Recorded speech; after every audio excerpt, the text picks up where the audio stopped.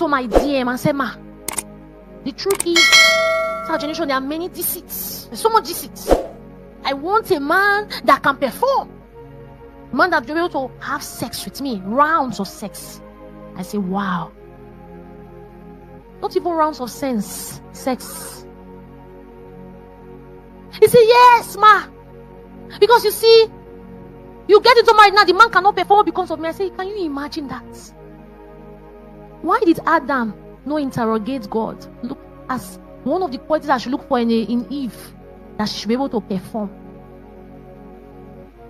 People forget that marriage is a faith walk. I need to know who I believe in for me to know where I'm going to, who I'm going on the journey with. That's what you're asking. If you check, people who have identity crisis, they ask such stupid questions.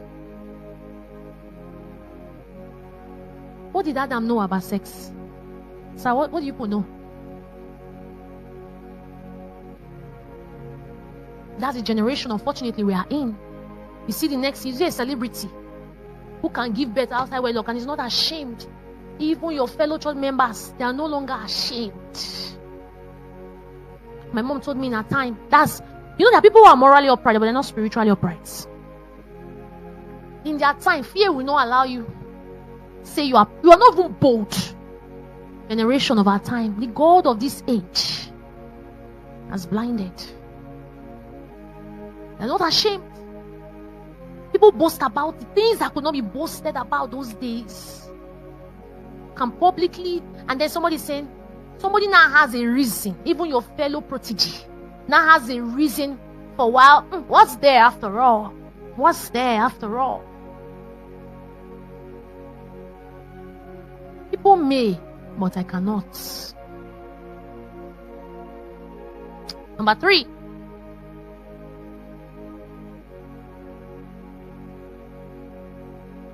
Peter's revelation was key to Jesus' declaration. Because identity precedes covenant. You are the Christ, you are Peter. On this rock I'll build my church. Recognition, ability for people to recognize who you are, directs responsibility, gives responsibility. Why many people feel stuck in dating or in courtship? Because you are trying to force covenant on people who don't see you rightly. That's what you're trying to do. One thing I love my husband for is, my husband wanted to be a police officer when I met him. That was his passion. Sometimes I used to picture that his shoe he used to wear to be a police officer. He even wrote the exam. You know the interesting thing? He didn't try to negotiate with me about what he was passionate about. I'm telling you, if I did not agree, that's the road. Will it pain him? Yes. But he saw what he was passionate about as non-negotiable. It's not tomatoes and pepper.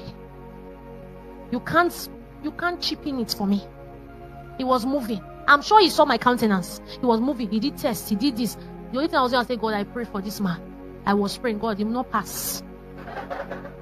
Because I couldn't imagine myself in barracks. So God, because my late granddad was a police officer. All the transfer here, they stayed in barrack. I don't know how it is now, police officer, but I couldn't deal. He will call me and say, sweet, I passed for the height stairs. I say, wow, thank you, Jesus. In my heart, nothing like thank you, Jesus. I will go to war in prayer. I say, God, this man, he won't cross this particular. He will go for exam and he will be so happy. He wanted to be a police officer. I'm telling you.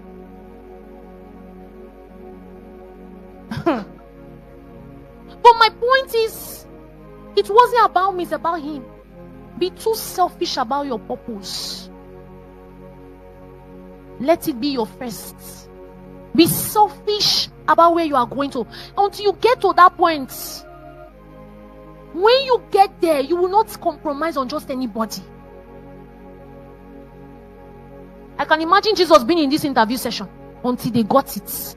No covenant to be established. You say I'm Jeremiah. People say, okay, what do you say? You would have waited. But thank God Simon was fast to speak. I even feel that maybe there was even a pause. Some of these disciples, they could not. But Simon now raised his voice, raised his hand. Oh, yeah, I have something to say. Be too selfish about where you are going to. Be selfish about your faith walk. Be selfish. Singles, be selfish about where you are going to. Let everybody tell you that you are rigid.